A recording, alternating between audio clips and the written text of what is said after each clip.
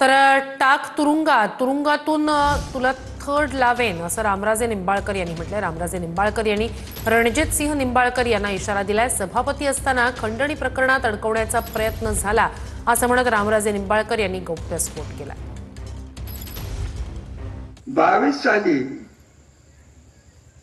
2 कॉन्ट्रॅक्टरच्या भांडणात मला गुंतवायचा प्रयत्न झाला. मी सभापती होतो. मला कागद दाखवून आज ना उद्या आर्थिक शाखा पुणे, आर्थिक गुन्हे शाखा पुणे यांचं पत्र सभापती कार्यालयात ते माझ्याकडे होतं आहे. मी काय बोललो ना. गुन्हे कोणाचे आणि सांगतात काय याच्यात रामराजांनी या कॉन्ट्रॅक्टरला पुण्याच्या त्यांच्या घरी बोलवून त्यांच्याकडे खंडणी मागितली म्हणून त्यांना अटक करा. हा आग्रह धरणारा कोण? मी तुम्हाला घाबरलो नाही. तुमच्या मागचा जो मास्टर माइंड आहे त्याला तर चुकून घाबरत नाही.